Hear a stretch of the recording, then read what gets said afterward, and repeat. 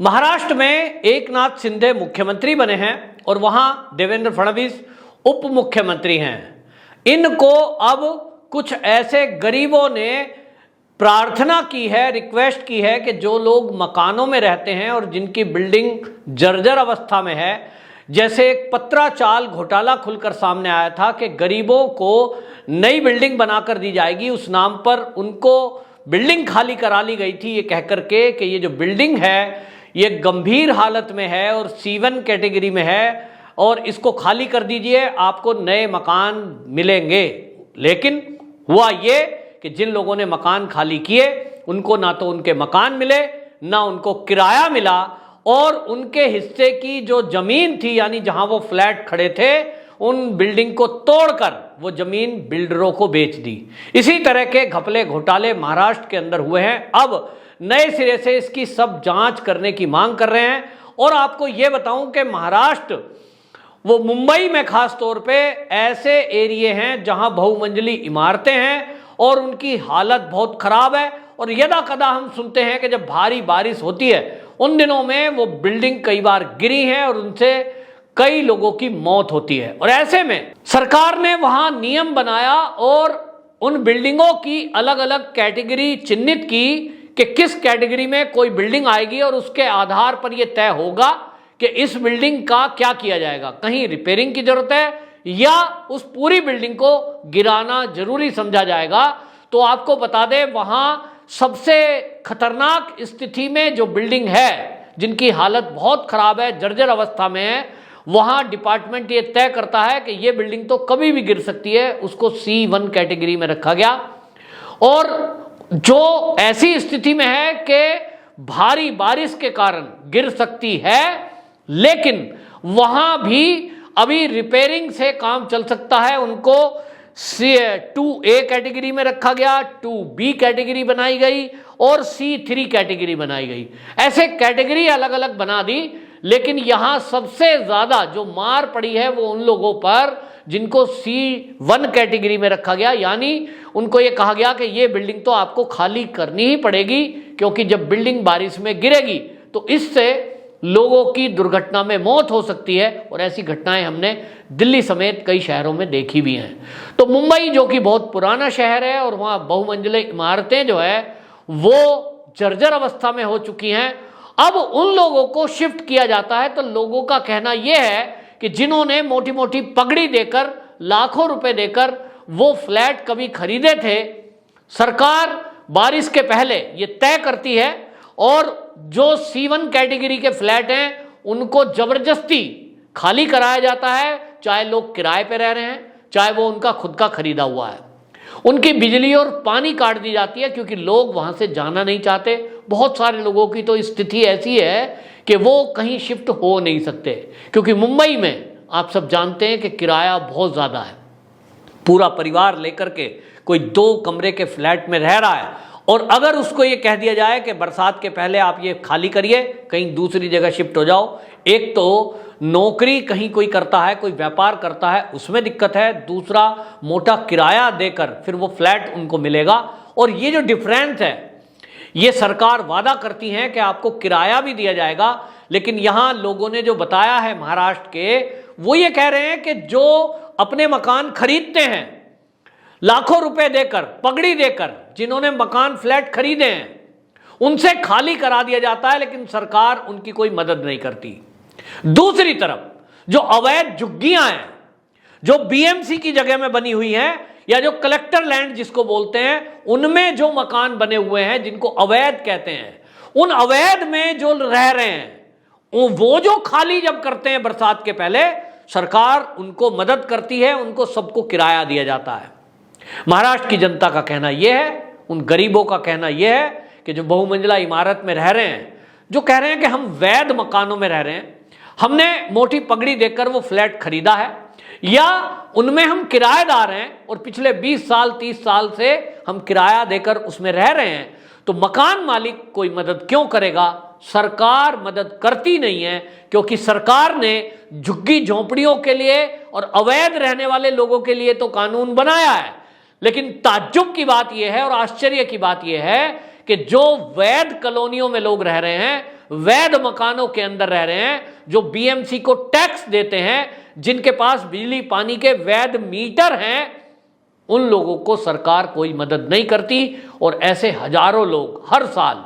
बेघर हो जाते हैं, दुखी हो जाते हैं। कई बार पिछले काफी दिनों से आप रह रहे हैं, C1 कैटेगरी में आपकी बिल्डिंग आ गई, अब मकान मालिक को बहाना मिल गया आपको बाहर करने का, उसने बाहर कर दिया, वापस रखता नहीं है, सरकार उन बिल्डिंगों को बनाती नहीं है। और जब तक वो बिल्डिंग टूटकर दोबारा नहीं बन जाएगी, तब तक तो उसमें रहा ही नहीं जा सकता। और इस तरह से C1 कैटेगरी में डालकर बीएमसी हर साल हजारों लोगों को घर से बेघर कर रही है। उनको मकान बनाने के नाम पर लालसा दी जाती है, उनको ना तो किराया ना तो नए फ्लैट मिल रहे हैं। और महाराष्ट्र में ये जो एक पत्राचाल का घोटाला खुला है, जिसमें 670 ऐसे लोग रह रहे थे जो C1 कैटेगरी में आ गए थे, उनको तोड़कर नया मकान देने की जिम्मेदारी उद्धव ठाकरे सरकार ने उठाई थी, 2.5 साल में पूरा नहीं हुआ। दूसरी तरफ आप देखेंगे कि केंद्र सरकार की योजना है प्रधानमंत्री आवास योजना, उसके तहत करोड़ों मकान अभी तक देश के अंदर दिए जा चुके हैं। बिल्डिंग बनती है, तेजी से बनती है, बिल्डर से तय हो जाता है और उनको वो बिल्डिंग बनाकर देनी होती है एक तय समय में। तो उद्धव सरकार ने ये नहीं किया। सरकार कहती है, लोग कहते हैं महाराष्ट्र के कि वो सरकार अब चली गई। अब एकनाथ शिंदे और देवेंद्र फडणवीस से ये रिक्वेस्ट है कि वो उनकी ये जो दिक्कत है इसको दूर करें,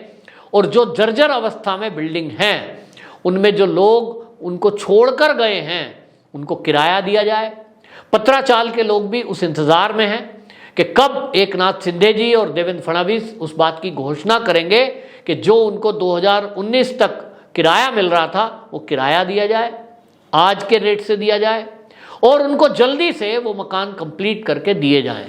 पिछली सरकारों ने जो घपले घोटाले किए, इसकी भी जांच की जाए कि जिन लोगों को घरों से निकाल दिया गया, वहां वो बिल्डिंग तोड़ दी गई, उसके बाद जो नई बिल्डिंग बनी उसमें उनको क्यों नहीं बसाया गया। ये सरकार का काम है कि वो पत्राचाल जैसे अन्य शहरों में, शहर के अन्य हिस्सों में जो इस तरह से लोगों को बेघर किया गया है एक षड्यंत्र के तहत और घोटाला किया गया है, ये काफी बड़ा है और इसकी गहनता से जांच होनी चाहिए और पता लगना चाहिए कि इसमें कितने ऐसे संजय राउत हैं जो इस तरह की बातों को दबाने का पैसा ले रहे थे। और उद्धव ठाकरे की सरकार चलते उन लोगों को मकान क्यों नहीं दिए गए, कितनी जमीनें ऐसी हैं जो बिल्डरों को इस तरह से दे दी गई, लोग बेघर हैं, परेशान हैं और वो कांटेक्ट कर रहे हैं, वो कह रहे हैं कि हमारी आवाज उठाने वाला कोई नहीं है, क्योंकि लोग किस तरह से बेघर हैं, इकट्ठे भी नहीं हो सकते, गरीब हैं, तो उनकी आवाज मीडिया को उठानी चाहिए, लेकिन मीडिया भी उनकी आवाज नहीं उठाता है, क्योंकि कहीं ना कहीं कोई ना कोई समझौता करने के लिए तैयार बैठा रहता है। बड़े नेताओं की बातों को कोई उछालता नहीं है। और 2.5 साल के कार्यकाल में हमने देखा कि किसी पत्रकार, किसी चैनल ने अगर उद्धव ठाकरे सरकार के विरुद्ध, महाविकास आघाड़ी के विरुद्ध कुछ बोलने की कोशिश की तो उसको फर्जी केस लगाकर जेल की सलाखों के पीछे डाल दिया गया। लेकिन अब सत्ता परिवर्तन हुआ है तो लोगों को उम्मीद है कि एकनाथ शिंदे उनकी सुनेंगे। मेरी रिक्वेस्ट है इस चैनल के जरिए कि एकनाथ शिंदे जी, देवेंद्र फडणवीस जी जरा इस तरफ ध्यान दें कि ये जो C1 कैटेगरी के कारण बेघर लोग हुए हैं, बरसात के पहले आपने मकान तो खाली करा दिए, वो दूसरी जगह रह रहे हैं, लेकिन किस अवस्था में रह रहे हैं, क्या उनकी खैर खबर सरकार ने ली? पिछली सरकार ने तो नहीं ली, लेकिन क्या आज की सरकार, जिससे जनता को उम्मीद है महाराष्ट्र की, और अब बीएमसी का चुनाव भी आना है, ये एक बड़ा मुद्दे बनने जा रहा है, क्योंकि बहुत सारे एनजीओ इसके बीच में सक्रिय हैं। जनता डायरेक्ट, मेरे कुछ परिचित लोग हैं, वो डायरेक्ट कह रहे हैं कि भाई हम नहीं चाह रहे हैं, ये भारतीय जनता पार्टी को हम लाना चाहते हैं बीएमसी में भी, लेकिन हमारी जो समस्या है उसका समाधान देवेंद्र फडणवीस जी करें। आपको एक उदाहरण मैं देता हूं किस तरह से कैटेगराइज किया जाता है बिल्डिंगों को। अमरावती का मैं उदाहरण दूं आपको, मुंबई महानगर का एक इलाका है, वहां पर कुल जो है 148 इमारतों को इस तरह से कैटेगराइज किया गया और उनको जर्जर अवस्था में घोषित किया गया। जो C1 इमारतें हैं 148 में, वो वहां 44 हैं, 2A कैटेगरी में 58, 2B कैटेगरी में 33 और C3 कैटेगरी में 13 बिल्डिंग आई। वहां पर उनको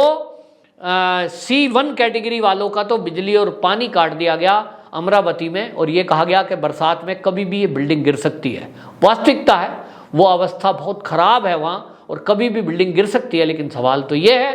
कि अमरावती में यदि वो 44 परिवार हैं और एक परिवार में 4 को गुना कर भी दिया जाए, तो आप समझिए कितने परिवार, कितने लोग इससे प्रभावित हैं। दूसरा, जो इसमें 2A कैटेगरी है या जो 2B कैटेगरी है, ये भी आज नहीं तो कल जर्जर होकर गिर सकते हैं, और इसलिए इन सबको मकान की आवश्यकता है। मोदी सरकार, केंद्र सरकार, और आपको एक उदाहरण उत्तर प्रदेश का दूंगा। उत्तर प्रदेश में योगी सरकार गरीबों को आवास के लिए 2.5 लाख रुपए देते हैं। मुंबई जैसे महानगर में 2.5 लाख रुपए में कुछ नहीं होगा, इसलिए डबल इंजन की सरकार मिलकर के उन गरीबों का कुछ सोचे तो निश्चित रूप से उनके लिए ये बहुत बड़ी एक मदद होगी। लोग उम्मीद लगाए बैठे हैं, देवेंद्र फडणवीस जी इस पर ध्यान दें। वंदे मातरम।